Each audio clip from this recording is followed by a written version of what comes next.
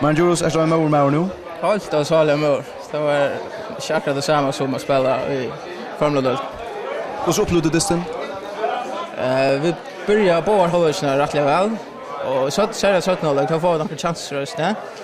Men annars är det att ha som pressa och vi fettlar bara och röna att kontra det som kunde. Det är inte som du tog det finns konkurren halvvanda Mikael chanser går sig. Ja. Vi hade konkurren halvvanda Mikael men inte ordentligt. Du kör där för när men det hade nog helt vant mot Aslin. 2-0 helt ut i utsra vi like-byte.